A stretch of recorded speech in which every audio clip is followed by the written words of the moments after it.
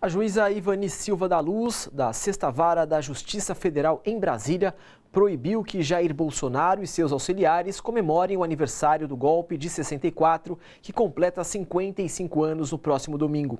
A magistrada atendeu o pedido de liminar da Defensoria Pública da União, que considerou a comemoração uma afronta à memória e à verdade, além de empregar de forma irregular recursos públicos nos eventos. Várias entidades civis marcaram para este fim de semana manifestações para lembrar as atrocidades cometidas e a impunidade do regime militar. Uma das vítimas dessas atrocidades, o escritor Paulo Coelho, terá publicado nos próximos dias, pelo jornal americano Washington Post, um artigo sobre as torturas que sofreu ao ser preso em 1974. Segundo Paulo Coelho, abre aspas, é um período assim que Bolsonaro quer comemorar. Fecha aspas. O golpe militar no Brasil não é de forma alguma motivo de celebração. Marcada por torturas, mortes e desaparecimentos, a data reflete um dos períodos mais obscuros do país que, como herança, deixou apenas um rastro de sangue e corrupção. Veja na reportagem de Leandro Chaves.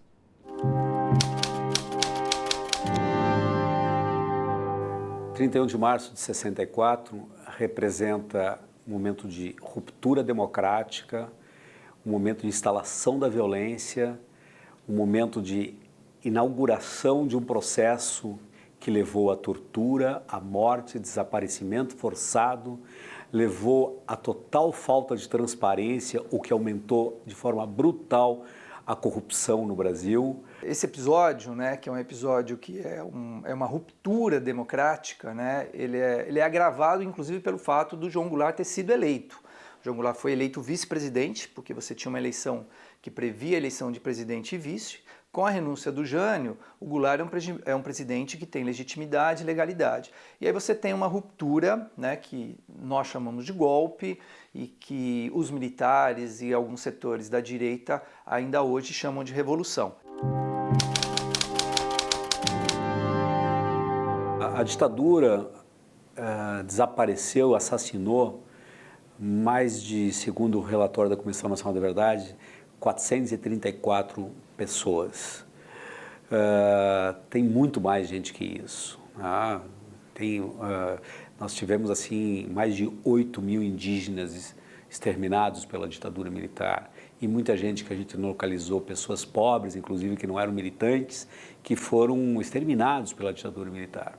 Você pode pensar as consequências em várias áreas, né? Imagina que você tem toda uma geração na academia que se perdeu, né? De pessoas que foram presas, que foram mortas, que foram para o exílio. Então, do ponto de vista da cultura geral, se perdeu muita coisa.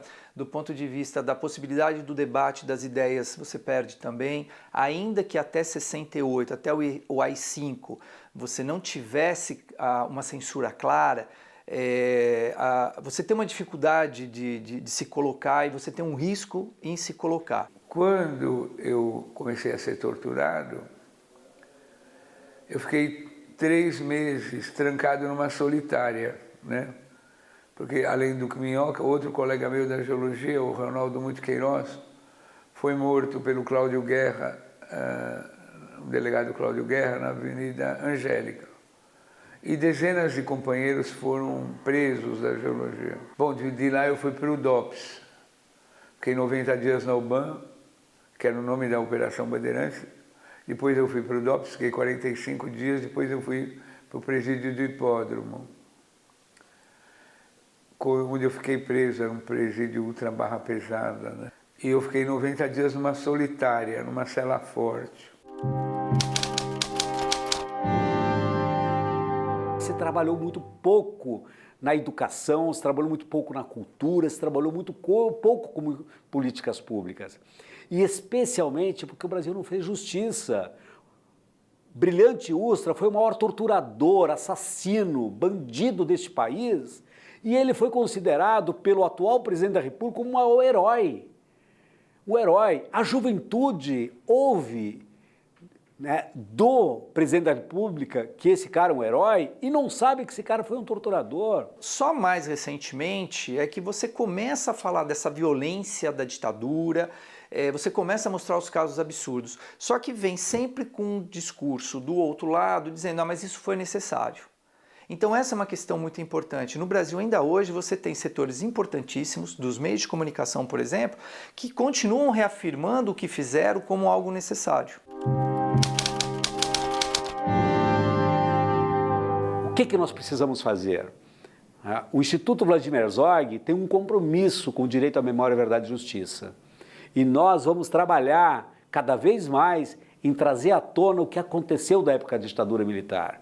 Como eu sou professor, eu acredito na educação. Eu acho que é fundamental a educação, você esclarecer, você promover uma ilustração, né? Você mostrar para esses jovens que o período foi violento e é uma violência contra todas as pessoas, não apenas contra militantes. Só tem um jeito, é mobilizar a sociedade, mobilizar as pessoas que têm consciência política e fazer com que a roda da história gire, né?